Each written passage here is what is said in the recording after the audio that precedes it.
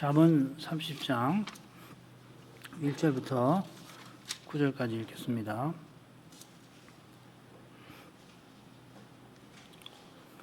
잠언 30장 이 말씀은 야게의 아들 아굴의 잠언이니 그가 이디엘과 우갈에게 이른 것이니라.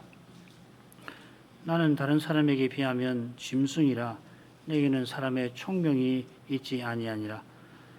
나는 지혜를 배우지 못하였고 또 거룩하신 자를 아는 지식이 없거니와 하늘에 올라갔다가 내려온 자가 누구인지 바람을 그 장중에 모은 자가 누구인지 물을 옷에 싼 자가 누구인지 땅의 모든 끝을 정한 자가 누구인지 그 이름이 무엇인지 그 아들의 이름이 무엇인지 너는 아느냐.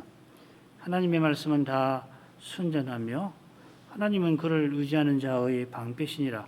너는 그 말씀에 더하지 말라.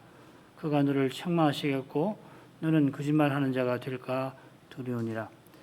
내가 두 가지 일을 주께 구하였사오니 나의 죽기 전에 주시옵소서.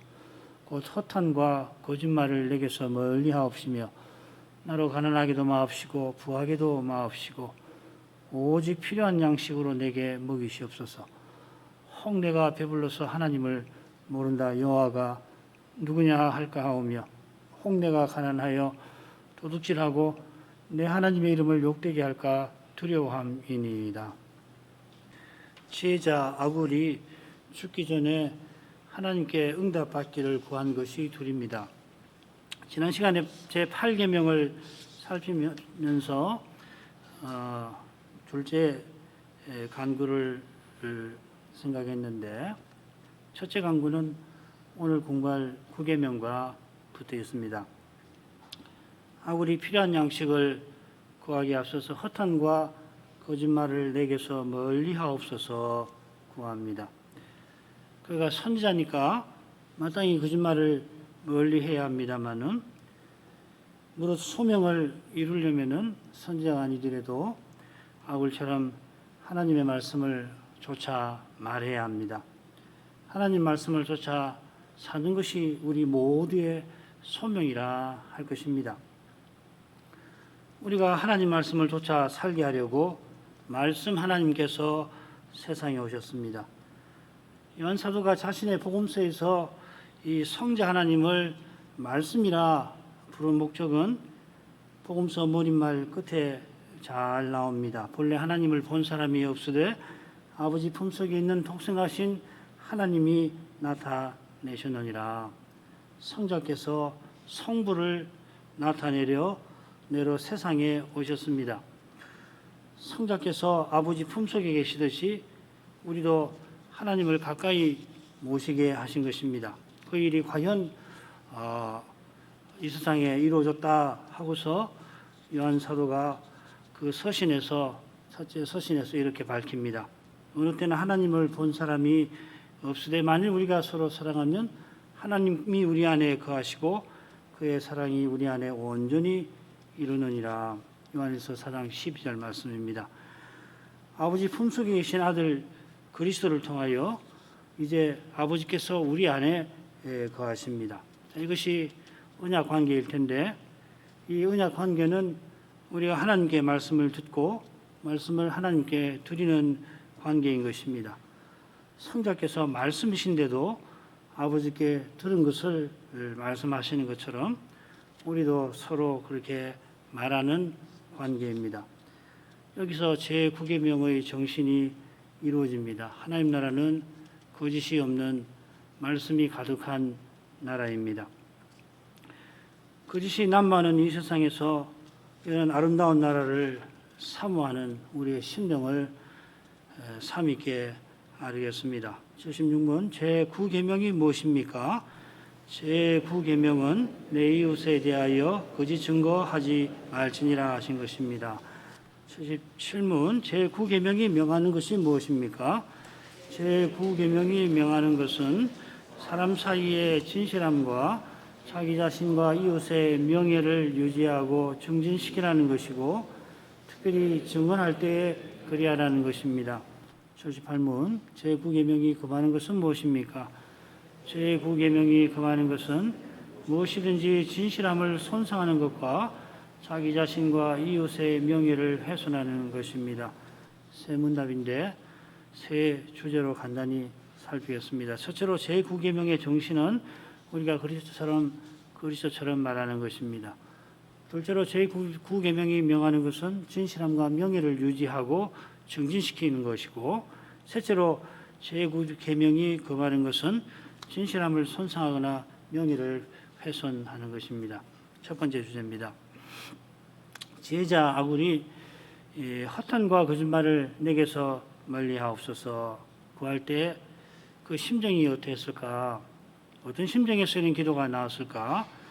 앞에 나오는 그의 말에서 잘 드러납니다. 잠언 30장 2절 나는 다른 사람에게 비하면 짐승이라 내게는 사람의 총명이 있지 아니하니라. 지혜자가 자신이 다른 사람에게 비하면 자기가 짐승이라 합니다.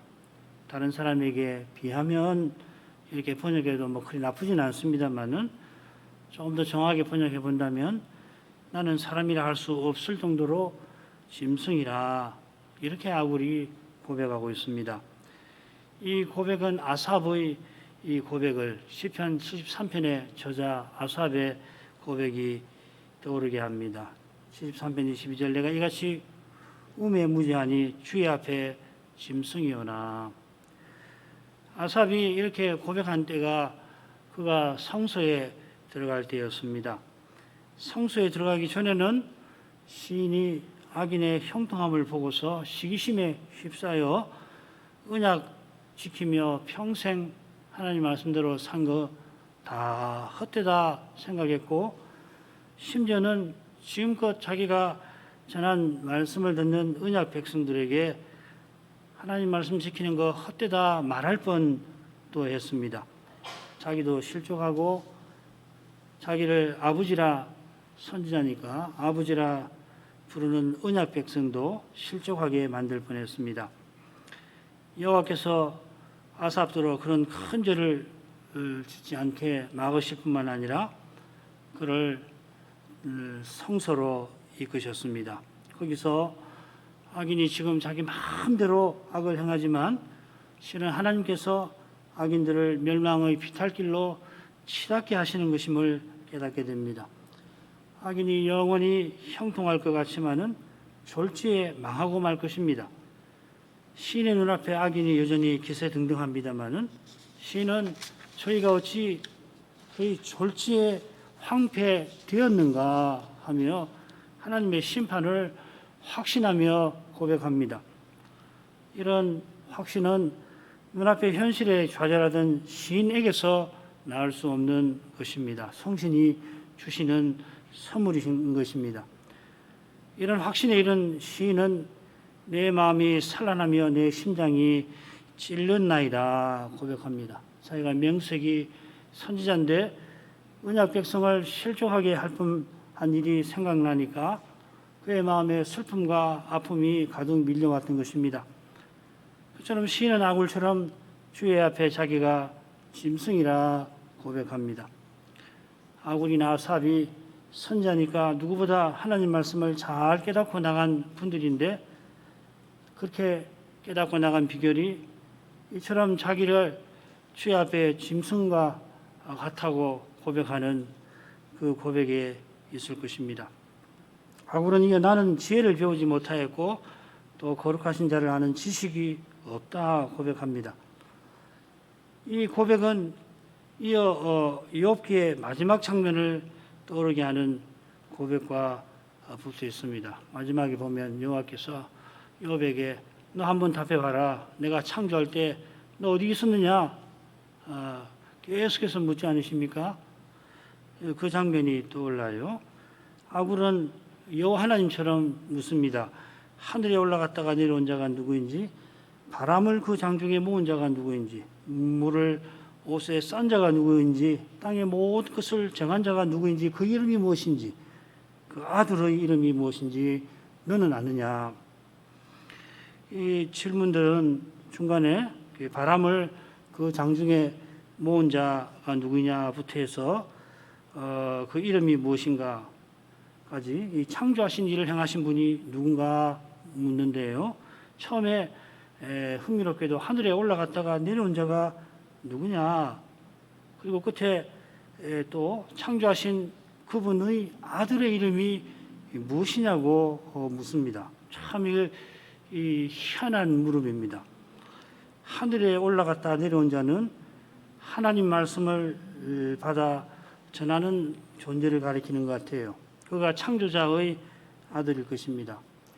잠언 8장 기억하실 텐데 하나님이 창조하실 때에 지혜가 거기 함께하며 창조주가 되었다 하는데 지혜가 스스로 말하죠. 내가 하나님이 창조할 때 내가 거기 함께 있어서 그의 창조주가 되었다 하잖아요.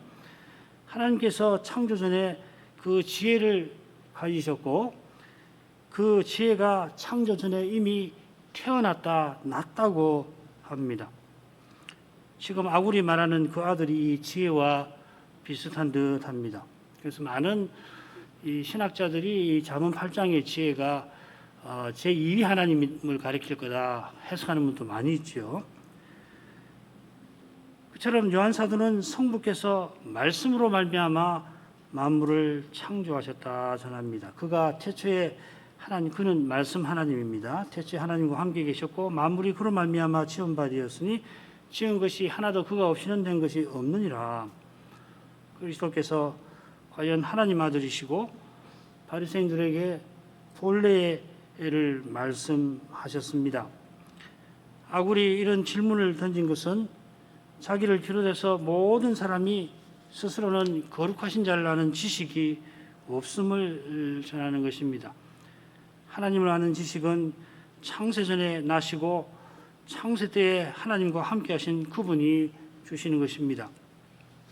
그런 고백이 아굴이 전한 말씀에 이어지고 있습니다. 하나님 말씀은 5절 6절 하나님의 말씀은 다 순전하며 하나님은 그를 의지하는 자의 방패시니라. 너는 그 말씀에 더하지 말라.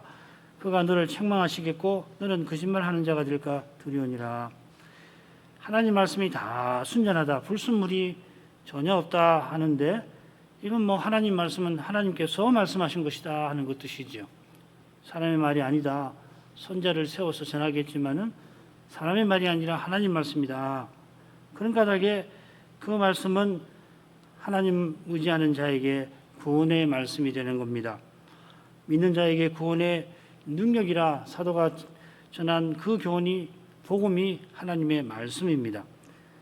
영생을 얻으려 하는 자마다 이 말씀을 성경을 상고할 것입니다. 이 구원의 말씀을 선지자가 받아 전하는데 전할 때 그 말씀에 사람의 말을 조금도 더하지 말아야 합니다. 더하면은 그는 거짓말하는 자가 됩니다. 그가 자기 말을 더하여 거짓말하면 하나님은 반드시 그에게 책망하실 것입니다. 그래 아굴이 하나님께 간절히 구하는 것입니다. 자기가 스스로 하나님 말씀을 깨닫지 못할 뿐만 아니라 말씀을 순수하게 전하지 못하는 줄 아는 까닭입니다. 오직 그리스도의 영이신 성신께서 아굴에게 말씀을 깨닫게 하시고 또한 전하게 하신 것입니다. 말씀을 받아 전하는 이가 그러하다면은 전한 말씀을 듣는 이도 그러합니다. 말씀을 깨닫고 깨달은 말씀대로 말하는 길이 오직 은혜에 있는 것입니다. 성신께서 하나님이시지만은 겸손히 들은 것을 말씀하시니까 말씀을 전하기도 하시고 또 깨닫기도 하십니다. 아들 역시도 아버지께 들은 것을 말씀하시니까 내 뜻대로 마옵시고 아버지의 뜻대로 하옵소서 간구하시고 마침내 십자가를 지셨습니다. 우리가 거짓 증거하지 아니할 수 있는 길은 이 그리스도 안에 있습니다. 그리스도처럼 우리가 성신 안에서 아바 아버지 하고 부르짖는 거기서 우리가 진리를 좇게 됩니다.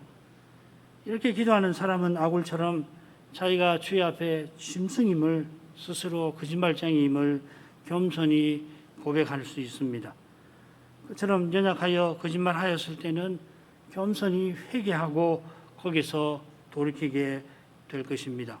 둘째 주제로 가겠습니다. 제9계명이 명하는 것을 늘 하던 대로 증거구절에 비추어서 생각하도록 하겠습니다. 제9계명이 명하는 것은 먼저 사람 사이에 진실함을 유지하고 증진시키는 것이라 하였습니다. 스가랴 말씀입니다. 8장 16, 17절 너희가 행할 일은 이러하니라. 너희는 각기 이웃으로 더불어 진실을 말하며 너희 성문에서 진실하고 화평한 재판을 베풀고 심중에 서로 해하기를 도모하지 말며 거짓 맹세를 좋아하지 말라. 이 모든 일은 나의 미워하는 것임이니라. 나 여호와의 말이니라. 잘 아시지만은 이 스가랴 선지자는 학개 선지자와 더불어서 포로에서 돌아온 후에 그 직후에 활약한 선지자죠. 학개와 함께 따라서 이 포로에서 돌아온 언약 백성들에게 성전을 재건하도록 격려한 촉구한 인물입니다. 그래 스가랴 8장 16절 읽었는데 9절에 보시면은 만군의 여호와의 집 곧 전을 건축하려고 그 지대를 쌓던 날에 일어난 선지자들의 입의 말을 이때에 듣는 너희는 손을 견고히 할지어다 성전을 건축하라 이 말이죠. 마찬가지로 스가랴 크게 둘로 나뉘어요.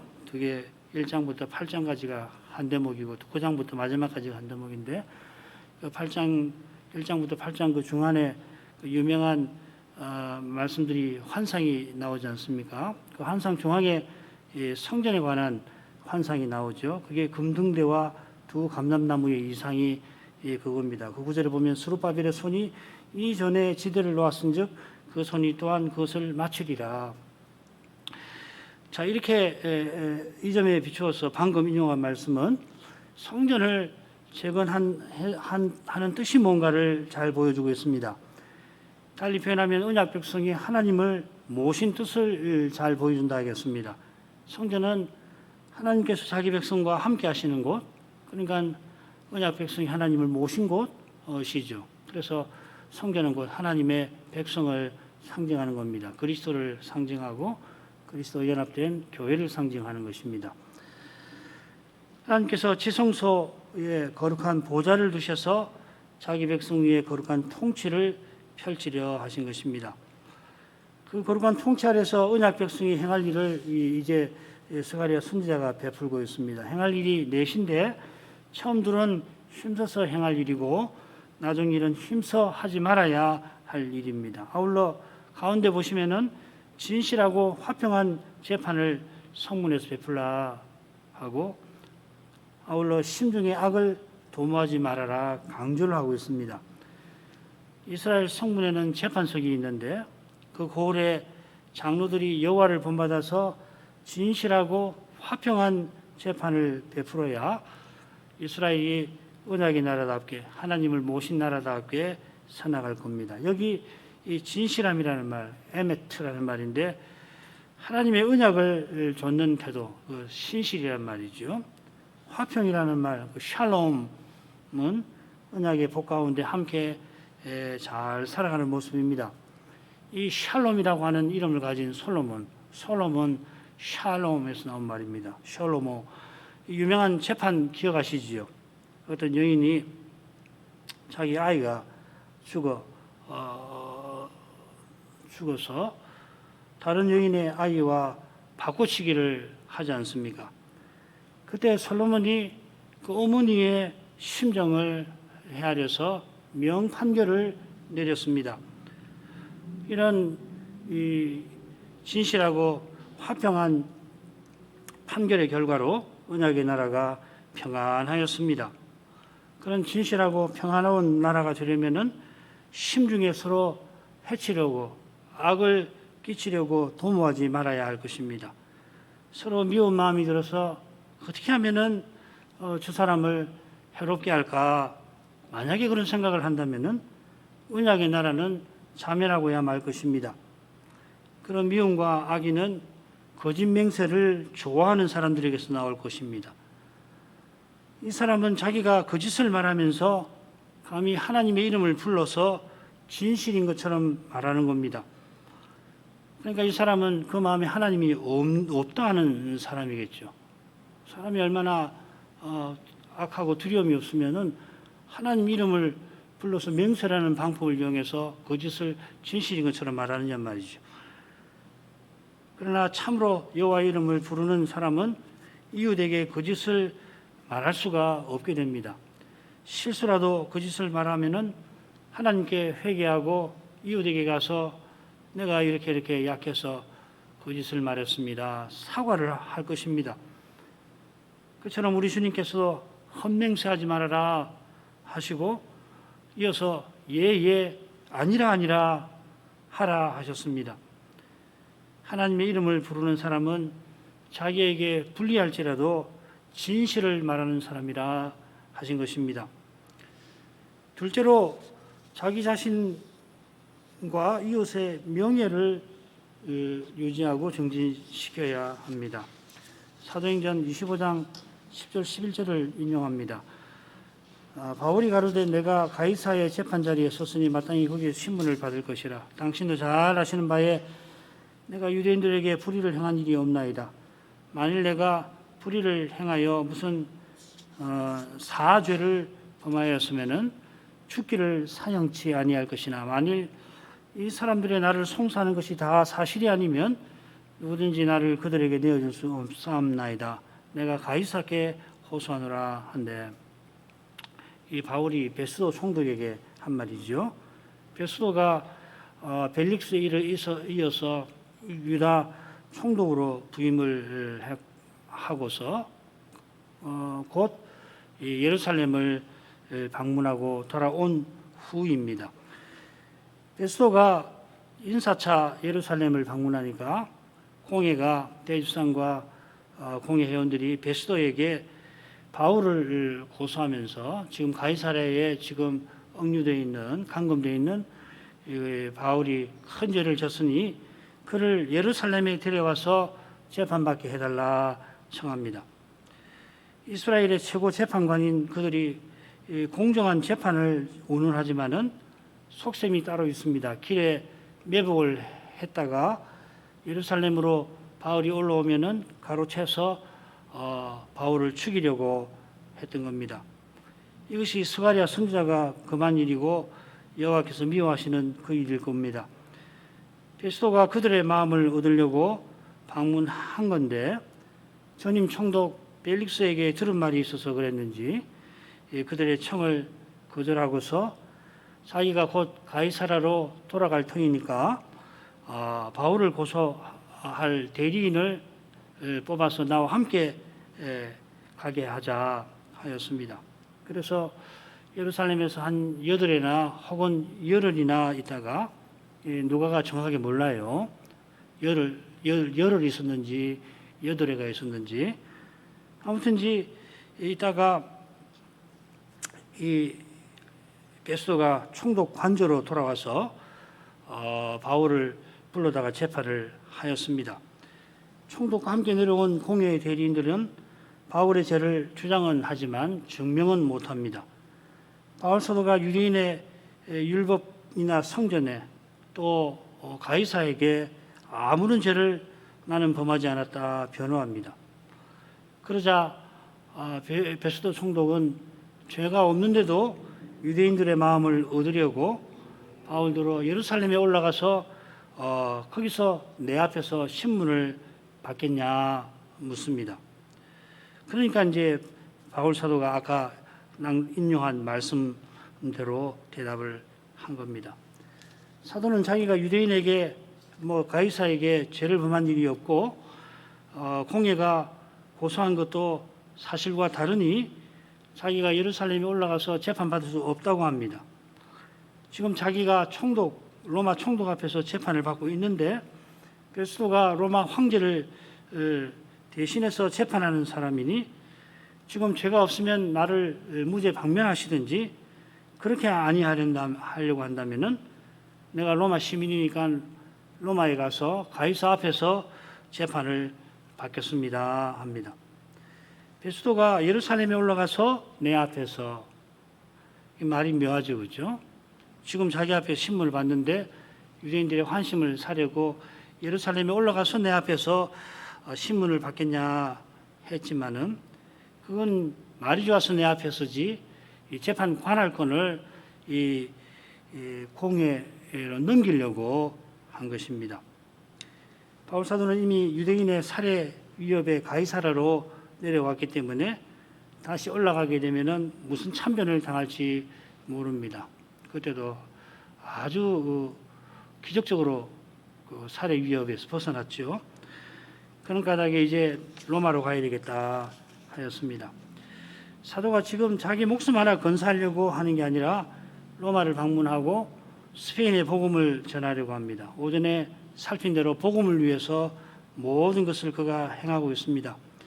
복음을 위하여 하나님께서 자기에게 주신 이 로마 시민권, 이 로마 시민의 명예를 귀하게 씁니다. 그처럼 복음을 위해서라면은 기꺼이 유대인의 재판을 받고 40에 하나 감한 멸을 또한 맞습니다.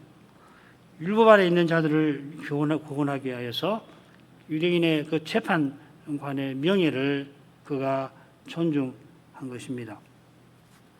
셋째로 특별히 정언할 때 진실함과 명예를 유지하고 증진해야 합니다. 잠언 14장 5절과 25절을 인용합니다. 신실한 증인은 거짓말을 아니하여도 거짓 증인은 거짓말을 뱉느니라. 진실한 증인은 사람의 생명을 구원하여도 거짓말을 뱉는 사람은 속이느니라. 지난번 소일의 문답 공부할 때 14장 5절을 공부했으니까 오늘은 25절을 간단히 보죠.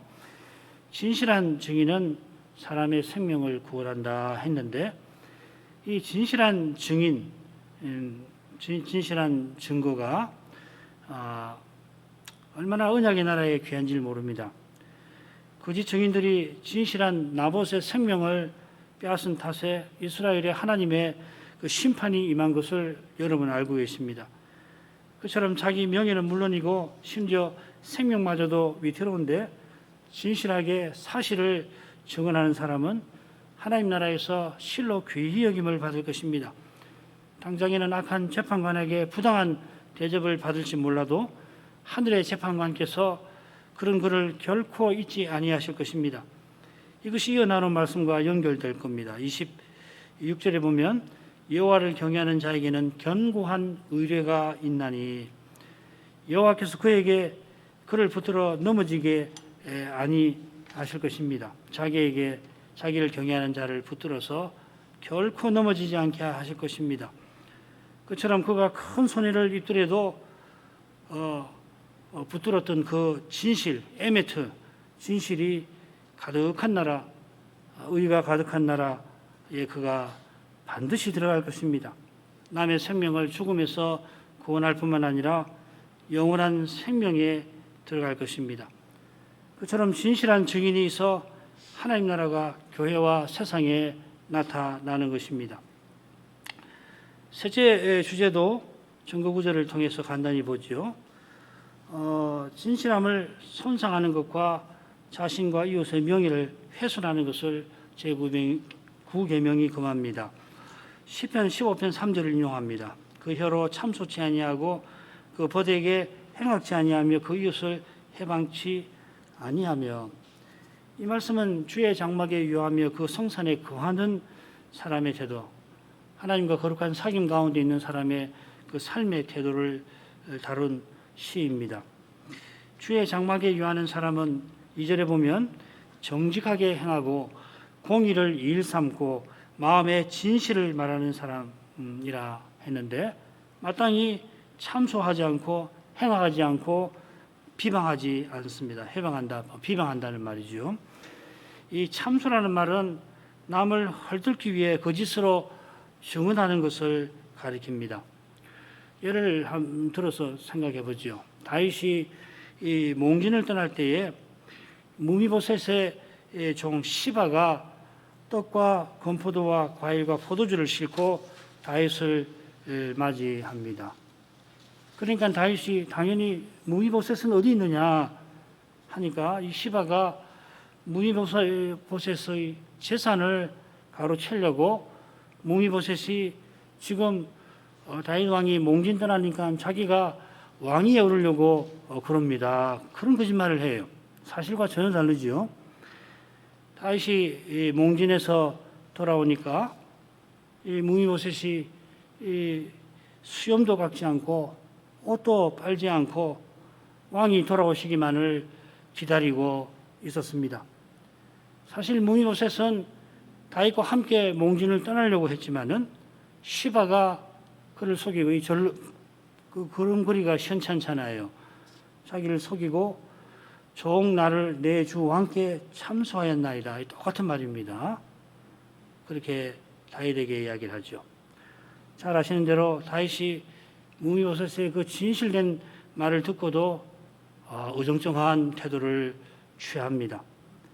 시바의 거짓말을 듣고서 다윗이 시바에게 전후 사정도 알아보지 않고 시바의 말만 듣고 그러냐 무미보셋에게 있는 모든 것이 이제 네 것이다 그랬는데 그래서 그러는지 무미보셋의 말을 다 듣지도 않고 너는 시바와 밭을 나누라 합니다.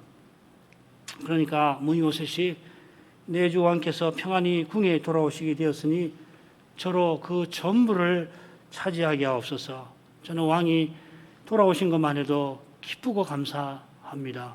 재산 따위는 중요치 않습니다. 했어요. 다윗이 밧세바를 범한 죄로 압살롬에게 반역만 당하고 만 게 아니라 이런 충신과 간신을 제대로 대하지 못하게 되었다는 겁니다. 죄는 무서운 거예요. 회개했지만은 이렇게 판단력이 흐려지고 만 거예요. 다윗의 어정쩡한 태도도 언약의 나라답게 성하는 길에 적지 않은 문제지만은 시바의 거짓말은 얼마나 더 문제인 것입니까? 세례 요한이 메시아의 길을 예비하러 회개의 세례를 베풀 때에 경건한 말씀을 또 예를 들어보죠. 누가복음 3장 14절 군병들도 물어 가로되 우리는 무엇을 하리까 하며 가로되 사람에게 강포하지 말며 무수하지 말며 받는 유호를 촉한 줄로 여기라 하니라. 요한이 자기에게 세례받으러 나온 어떤 사람들 바리새인과 서기관들에게 독사의 자식들아 심판이 임박하였다 외치니까 그걸 들은 사람들이 그러면 어떻게 해야 합니까? 물었습니다. 세리가 와서 묻고 그리고 이어서 이 군인이 와서 물었습니다. 지금 군인에게 한 말씀이죠. 여기 이 군인은 로마 군인이 아니고 유대인 군인입니다. 아마 헤롯 안디바스 영지니까 안디바스의 군인들일 겁니다. 이들이 세리들이 이 세금 거두는 일을 도왔을 겁니다. 그래 이제 요한은 그들들어 강포하지 말고 강탈하지 말고 봉급에 만족하라 합니다. 그 중간에 그런데 이 무수하지 말라 이렇게 말했어요. 왜 그렇게 말했을까? 군인들이 강탈하기 위해서 세리와 짜고 이 죄 없는 사람을 고소했던 거 아닌가 짐작합니다. 주님께서 예루살렘 올라가시는 길에 여리고에서 삭개오가 예수님을 만나서 회개하고 만일에 토색한 일이 있으면 네 배나 갚겠습니다 했죠. 이 토색이라는 말이 이 누가복음 3장에서는 이 무소라는 무고라는 말로 번역이 되었습니다. 같은 말이에요. 이게 토색이 정확한지 무고가 나은지 참 알기가 어렵습니다. 어떤 것이 정확한지는 참 알기 어려운데, 그러니까 군인들에게 세례 요한이 무엇을 금했는가, 억지로 빼앗는 걸 금했는가, 아니면은 특별히 죄 없는 사람을 소송하는 것을 금했는가 잘 모르겠습니다만은 아무튼 이제 삭개오가 4배나 갚겠다 할 만큼 이 행위가 중대한 죄가 분명합니다. 죄범한 다윗을 책망하려고 나단이 가난한 자가 딸처럼 여기는 암양을 부자가 빼앗아다가 죽였다 이야기를 하니까 그 말을 들은 다윗이 분노하며 그 양 새끼를 4배나 갚아줘야 하리라 그렇게 말했지요. 여호와께서 이런 경우에 빼앗은 만큼 한 마리를 빼앗아서 죽였으니까 그 한 마리만 돌려주라 아니하시고 무려 4배나 갚으라 하셨습니다. 양은 4배고 소는 5페이지죠. 소는 아마 지도자가 드리는 제사고 양은 일반 백성이 드리는 제사니까 그건 차이가 날 거예요. 다윗이 밧세바를 빼앗고 우리아를 죽인 죄에 비할 바는 아니지만은 자기가 힘이 있다 해서 약한 사람이 식구처럼 여기는 그 양을 빼앗아 죽이는 죄가 결코 작지 않다 하시는 겁니다. 그런 죄를 그냥 두고 그냥 재산상의 손해만 되갚는 정도로 해갖고서는 언약의 나라가 거룩하고 아름답게 선나가지 못하니까 여호와 하나님께서는 이렇게 크게 배상하게 하신 줄 압니다. 그처럼 이 요한 사도는 거짓말하는 자가 새 예루살렘에 들어가지 못하고 둘째 사망에 떨어진다고 특별히 요한계시록 끝에 거듭 경고를 합니다. 21장 8절 그러나 두려워하는 자들과 믿지 아니하는 자들과 흉악한 자들과 살인자들과 음행하는 자들과 점술가들과 우상 숭배하는 자들과 거짓말하는 모든 자들은 불과 유황으로 타는 못에 던져지리니 이것이 둘째 사망이니라. 22장 15절 개들과 점술가들과 음행하는 자들과 살인자들과 우상 숭배자들과 및 거짓말을 좋아하며 지어내는 자는 다 성 밖에 있느니라. 지금 사도가 경고하는 거짓말하는 자는 믿지 아니하는 자이고 우상 숭배하는 자지요. 약해서 자기도 모르게 거짓말을 하는 그런 사람을 말하는 게 아니라 여기 보면 22장 15절 보면 거짓말을 좋아하며 지어내는 그런 사람입니다. 진리를 사랑하고 좇는 신자도 약해서 자기도 모르게 거짓말하게 되는데 그럴 때마다 하나님께 회개하고 돌이키죠. 그러나 거짓말을 좋아하며 마치 공장처럼 거짓말을 만들어내는 사람은 하나님이 미워하시고 결코 곁에 두시지 않습니다. 자, 이 두 말씀에서 흥미로운 사실 하나만 생각하고 마치려고 합니다. 한글 개역 성경에 따르면 특별히 계시록 22장 15절에 그 다라고 하는 말이 거짓말을 좋아하는 사람에게만 걸리는 게 아니라 앞에 나오는 온갖 부류의 사람들에게도 해당되는 그런 사람 전부 다 라고 읽히죠. 그런데 21장 8절을 보십시오. 거짓말하는 사람에게만 사도가 모든이라고 하고 있습니다. 그렇게 읽어야 됩니다. 우상 숭배자들과 거짓말하는 모든 자. 이 모든이라는 말이 이 거짓말하는 자입니다. 그러니까 조금 어색하지만 모든 거짓말하는 자들 이렇게 되어 있어요. 그리고 22장 15절에도 마찬가지입니다. 이 다라는 말이 앞에가 걸리는 게 아니라 모든 거짓말 좋아하고 지어내는 자 이렇게 되어 있습니다. 거짓말하는 자는 다른 부류의 죄인들과 달리 한 사람도 예외 없이 둘째 사망에 떨어진다. 마치 사도가 이렇게 말하는 것 같습니다. 왜 이렇게 했을까? 우리가 읽을 때는 모든이라는 말을 다 붙이면 좋은데 왜 유독 이 거짓말하는 사람에게만 다라는 말을 쓰는가 하는 겁니다. 그 이유는 이 계시록 마지막에 나오는 경고가 붙어 있을 거예요.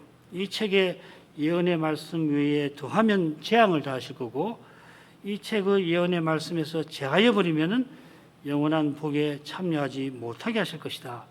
영원한 복에 참여함을 제하여 버리실 것이라 였습니다. 그처럼 우리 시조를 시험한 마귀를 거짓말쟁이 거짓의 압이라고 하셨는데 거짓말이 무엇보다도 하나님 말씀을 대하는 태도와 붙어 있음을 잘 보여줍니다. 사단이 어떻게 하나님 말씀을 더하고 뺐는지 아실 것입니다. 겸손히 말씀을 듣고 그 말씀을 쫓아 말하는 사람이 제9계명을 이룹니다. 이 거짓말하는 것은 말씀을 전하고 받는 일과 붙어 있다. 이런 말씀입니다. 얼마큼 하죠? 거룩하신 아버지, 거짓의 아비 마귀가 우리 시조를 속여서 인생이 죄와 죽음의 권세 아래 있게 만들었는데 말씀 하나님이 육신이 되셔서 아버지의 사랑을 계시하시고 또 아버지를 사랑하게 하시니 그 은혜를 감사드립니다. 이처럼 저희가 하나님 말씀을 듣고 말씀을 하나님께 드리게 하시는 여기서 참된 구원이 이루어져 가는 줄 압니다. 저희가 성신을 힘입어서 그리스도를 본받아 하나님 말씀을 조차 서로 말하게 하옵소서. 혹 불리할지라도 진실을 말하게 하시고 혹 불편할지라도 거짓을 말하지 아니하게 하옵소서. 그처럼 아무리 힘든 때에도 그리스도를 부인하지 않게 하시고 언제든지 그리스도를 증거하며 살게 하옵소서. 아무리 지혜자로 맡은 소임을 다 이룬 것이 스스로는 하나님 앞에 짐승에 불과한 것을 철저히 깨달은 데 있습니다. 이러한 겸손한 심정을 늘 품고 성신을 항상 의지하게 하옵소서. 예수님 이름으로 기도합니다. 아멘.